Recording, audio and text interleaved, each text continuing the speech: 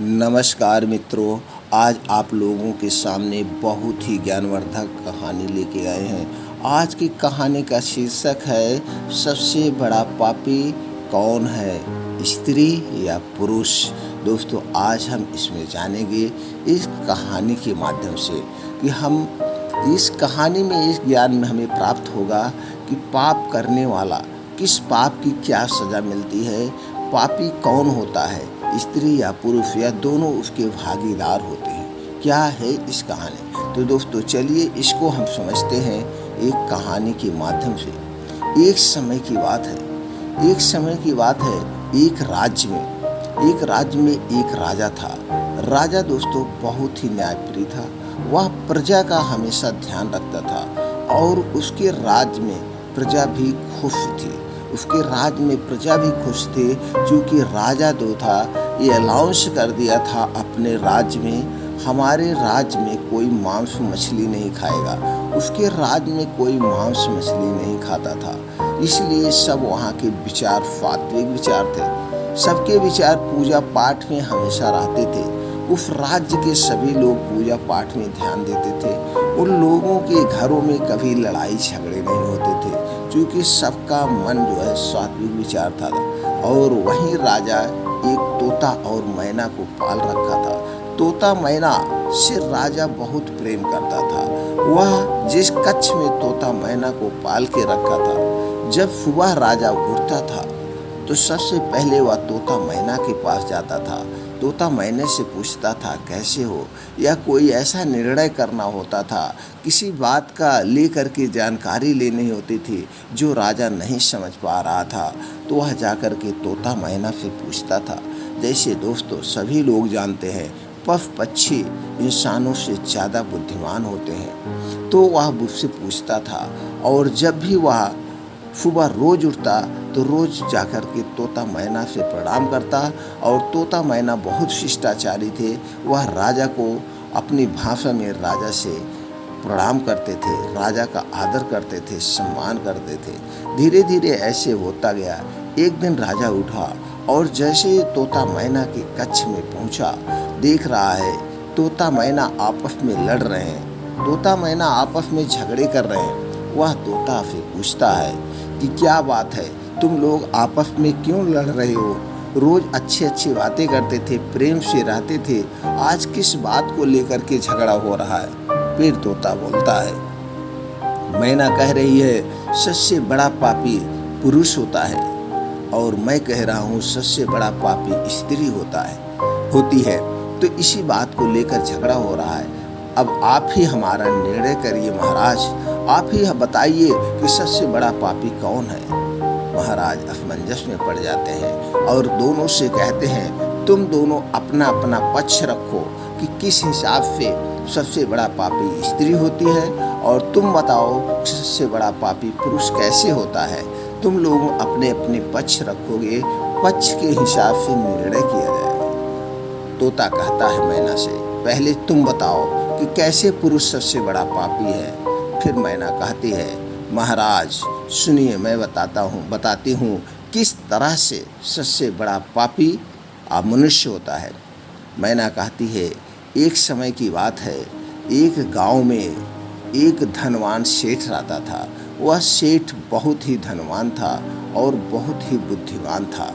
वह सेठ अपने बुद्धिमानी, अपने मेहनत के बल पर अपने जीवन में बहुत सारा धन इकट्ठा किया था। उसके बाद उसकी 3-4 पुश्त खाती तो भी ख़त्म नहीं होता, इतना धन इकट्ठा किया था। और उसी सेठ के एक पुत्र था। पुत्र को सेठ बहुत प्रेम करता था। वह उसके जीवन में सारी खुशियाँ देता था। इसलिए वह पुत्र जो है बड़ा आलसी हो गया था। उसका पुत्र जो है हमेशा लाड प्यार की वजह से बाहर खेलता रहता, जुएबाजी और इधर उधर टहलना, अपने पैसे को इधर उधर वेस्ट करना, वो सारा पैसा खर्च कर दिया। धीरे धीरे समय बीत गया। राजा जो है वो सेठ एक दिन मर जाता है। सेठ मरने के बाद अब सेठ का लड़का उस सारे धन दौलत का वारिस हो जाता है। वह सेठ के पैसे को अय्याशी में, जुएबाजी में सारे पैसे को खर्च कर देता है। धीरे धीरे कम समय में ही जो सेठ ने 7 पुश्त तक खर्च होने वाला पैसा बचा के रखा था, वह उसका दुष्ट लड़का अपने गलत आचरणों की वजह से, गलत व्यवहारों की वजह से, गलत लत लग जाने की वजह से सारा पैसा सेठ का गंवा देता है। कुछ ही वर्षों में सारे पैसे खत्म हो जाते हैं। अब सेठ के लड़की को ये सारी लत लग चुकी थी। अब वो अपने इस आदत से मजबूर था। अब करता तो क्या करता, चूँकि वह तो बहुत आलसी था, उसे काम करना नहीं आता था, वह काम करना भी नहीं जानता था। लेकिन अपने पिता सेठ की तरह वह बहुत बुद्धिमान और चालाक था। तो उसने सोचा, मैं तो काम कर नहीं सकता हूँ, न तो मैं कभी काम किया हूँ, और मेरी जो आदत है इसको कैसे पूरा किया जाए। हम अपनी आदत को ये हम बिना जुए दारू के चल नहीं सकते हैं। यह सोच करके वह एक दिन एक राज्य की तरफ बढ़ा। राज्य की तरफ जाते जाते उसे एक सुंदर सा राजा का महल दिखता है। अब वो सुंदर से राजमहल को देखकर वह सोचता है, अब कुछ ना कुछ हमें उपाय करना होगा, कुछ ना कुछ ही हमें माया फैलानी होगी, जिससे हमारे सारे ऐशो आराम बराबर रहें। वह लड़का, सेठ का लड़का, देखने में एक राजा के लड़के की तरफ था। वह एक सुंदर, देखने में राजकुमार लगता था। उसके चेहरे पर तेज चमकता था, ऐसे लगता था कि ये किसी राजा महाराजा का लड़का है। यह सोचकर वह उस महल के सामने जाता है और उस महल के सामने जाकर अपना नाटक शुरू करता है। ऐसे रोने लगता है कि जिसे उसे सब कुछ लूट लिया गया है, उसके माता पिता को मार दिया गया है। वह राजमहल के सामने जाकर के रोने लगता है। तो उसके मंत्री आते हैं। मंत्री पूछते हैं, क्या बात है, तुम क्यों रो रहे हो? वह कहता है कि मुझे राजा से मिलना है, मुझे न्याय चाहिए, मुझे राजा से मिलवा दीजिए, मुझे काम चाहिए। मेरे माता पिता को बदमाशों ने मार दिया है, मैं अकेला हूँ। मैं इस राजमहल में कुछ काम मिल जाता तो हम अपने जीविकोपार्जन के लिए यहाँ से खर्चा होता। यह बात सुनकर राजा के सारे सैनिक राजा के पास जाते हैं और उसे इस लड़के की सारी बात बताते हैं। अब राजा उस लड़की को महल में बुलाता है। महल में बुला करके पूछता है, क्या बात है? तब यह बताता है कि ऐसे ऐसे मेरे साथ हुआ और मैं आज अकेला हूँ। आप अगर हमें कुछ काम दे देते हैं तो हम भी काम करके अपना जीवन उसी से निर्वाहन करते। राजा उस लड़के को देखकर समझता है कि ये किसी बहुत बड़े घर का राजा लड़का लग रहा है। इसकी परिस्थितियाँ इस समय बहुत नाजुक हैं, हमें इसे काम दे देना चाहिए। यह लड़का देखने में बहुत तेजस्वी, बहुत बुद्धिमान लग रहा है। राजा उसकी बातों में आकर के उसे अपने राजमहल में काम दे देते हैं कि वो काम करने के लिए वहीं रहेगा। कुछ दिन ऐसे बीतता गया। अब राजा की कोई वारिस नहीं था, राजा के कोई पुत्र नहीं था, उसकी सिर्फ एक बेटी थी और वह बेटी से बहुत प्रेम करता था। राजा सोचा, अब हम बूढ़े हो चुके हैं, अब हमारी कभी भी मृत्यु आ सकती है, क्यों ना हम इस लड़की को, देखने में लड़का अच्छा है और बहुत बुद्धिमान भी है, इससे अपनी बेटी की क्यों ना हम शादी कर दें, ये इसके साथ हमारी बेटी खुश रहेगी। यह सोचकर एक दिन राजा उस लड़की को बुलाते हैं और कहते हैं, हम तुम्हारे काम, तुम्हारे व्यवहार से, तुम्हारी ईमानदारी से खुश हैं। हम सोचते हैं तुम मेरी बेटी से ब्याह कर लो और इसके साथ इस राजपाट की देखभाल करो। वह लड़का मन ही मन बड़ा खुश होता है, बहुत प्रफुल्लित होता है, क्योंकि वही उसकी इच्छा थी। वो काम करना तो जानता नहीं था, आलसी था, दुष्ट था। वो बहुत खुश होता है। चलो ठीक है। अब राजा राजमहल में उसकी बड़े धूमधाम से शादी करते हैं। जैसे रीति रिवाज के हिसाब से शादी करने के बाद बहू अपने घर जाती है। फिर राजा कहते हैं, ठीक है बेटा, तुम अपने कल सुबह तुम अपने घर के लिए प्रस्थान करो। तुम्हें सारी धन दौलत दी जा रही है, सारे ऐशो आराम तुम्हें वहाँ पे व्यवस्थित कर दिया जाएगा, तुम्हें कोई चिंता नहीं होगी। फिर कुछ दिन अपने यहाँ रहना, जैसे रीति रिवाज के हिसाब से, फिर हम तुम्हें राजमहल में वापस बुला लेंगे, तुम देखभाल करना। वह लड़का बड़ा खुश होता है।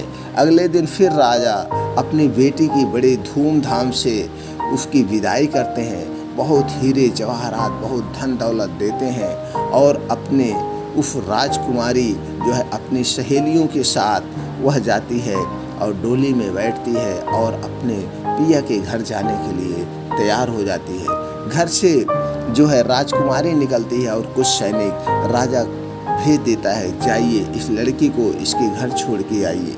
अब सारे सैनिक निकल जाते हैं। जाते जाते धूप बहुत ज़्यादा थी।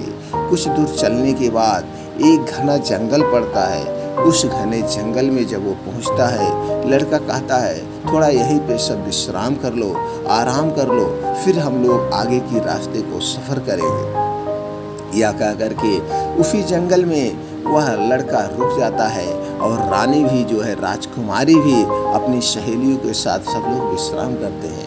यह देख करके सब लोग थके थे, धूप बहुत ज़्यादा थी, नींद आ जाती है। जब वह देखता है सब लोग नींद में हो गए हैं तो वह एक एक करके सैनिकों को मार देता है और राजकुमारी के साथ जो उनकी दासियां आई थी उनके साथ जाने के लिए उन सबको भी मार देता है और राजकुमारी यानी अपनी पत्नी को ले जा कर के एक कुएं में धक्का दे देता है।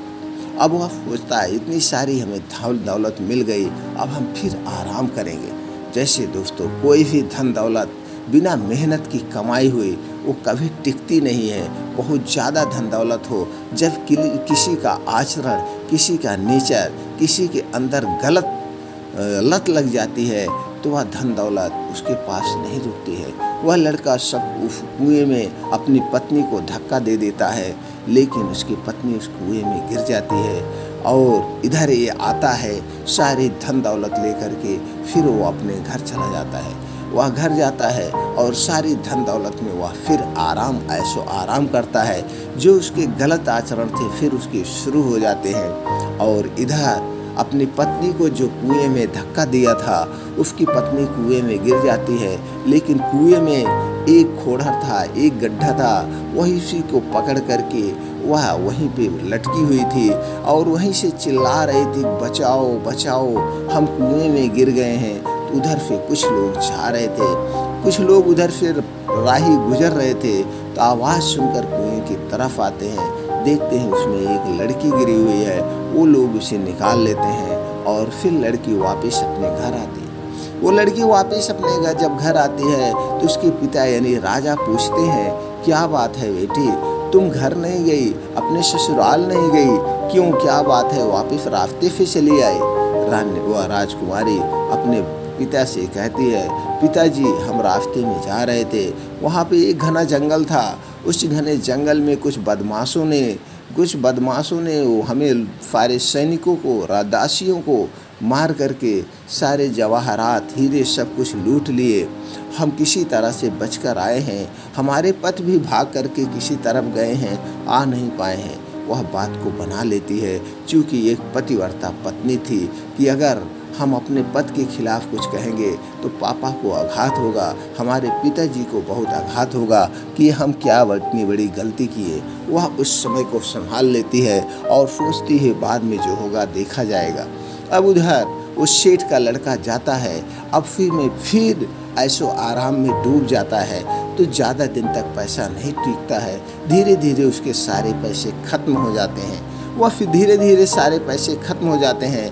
वह फिर एक युक्ति सोचता है, फिर वह कहता है या फिर हम चलते हैं और चलने के बाद फिर कोई बहाना बना करके और राजा से कह देंगे कि तुम्हारी बेटी अब माँ बनने वाली है। तो राजा इस बात को सुन करके बहुत खुश होंगे और हमें ढेर सारी धन दौलत देंगे।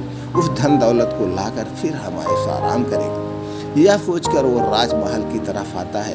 राजमहल में जैसे ही प्रवेश करने वाला था, राजकुमारी उधर टहल रही होती है, यानी कि उसकी पत्नी टहल रही होती है। उनकी निगाह पड़ती है, वह सोचती है फिर यह कुछ न कुछ छल कपट करने आ रहा है। वह दौड़ करके उसके पास आती हैं और जैसे शिष्टाचार के हिसाब से एक भारतीय नारी अपने पति का सम्मान करती है, वह आती उसके पैर छूती है। पैर छूने के बाद कहती है कि जिया कुछ भी आए हो, चलिए आपकी सारी गलतियां हम माफ़ करते हैं, हम लोग फिर इकट्ठा रहेंगे, एक साथ रहेंगे। वह फिर खुश होता है, वाह क्या बात है, इसके हमने सारे सैनिकों को मार दिया और इसे भी मृत्यु समझ के हमने धक्का दे दिया था, लेकिन यह बच गई है और यह हमारी सारी गलतियों को माफ़ कर दी है। वह मन ही मन मुस्कुराता है और कहता है, वो बेटी उसकी पत्नी कहती है, राजा की बेटी कहती है, आप तुम आए हो, लेकिन मेरे पिता से मत कहना। हम अपने पिता से यही कहे हैं, कुछ बदमाशों ने हमें जंगल में लूट लिया था और फिर हम आए हैं। तुम यही कहना कि हम किसी तरह से उस बदमाशों से बच कर के आए हैं। हम फिर जो है साथ साथ रहेंगे और हम कल सुबह लेवा करके जाएंगे। फिर वह अपनी पत्नी द्वारा, जो उसकी पत्नी ने बताया था, सेठ का लड़का जाता है। फिर राजा पूछते हैं और फिर जो उसकी पत्नी बताई है वही बताते हैं और फिर वह जाकर के महल में सब लोग आराम करते हैं और सो जाते हैं। सब लोग सो जाते हैं। तब फिर इसके दिमाग में एक विचार आता है कि इस तरह से हम कब तक करेंगे, क्यों नहीं हम राजा को मार करके, इसकी बेटी को मार करके, ये सारी धन दौलत ले करके हम फिर अपने राज्य महल में वापस चले जाएं, अपने हम गांव में वापस चले जाएं। यही सोच करके वह रात में उठता है, राजा को मार देता है और अपनी पत्नी यानी राजा की बेटी को भी मार देता है और सारी धन दौलत लेकर के फिर वह चला जाता है अपने गांव। मैना जब एक कहानी सुनाती है तो राजा कहते हैं, तोता अब तुम सुनाओ, तुम बताओ कि अपनी कहानी बताओ। तब वह तोता स्त्री के त्रिया चरित्र की कहानी बताता है। तो राजा स्त्री के त्रिया चरित्र की कहानी सुनते हैं। दोनों की कहानी सुनने के बाद वह कहते हैं कि अब मैं तुम दोनों को निर्णय सुनाता हूँ, न्याय सुनाता हूँ, सबसे बड़ा पापी कौन है। फिर राजा कहते हैं, सबसे बड़ा पापी वही होता है जो पाप करता हो, चाहे वह स्त्री हो, चाहे वह पुरुष हो, कोई भी है।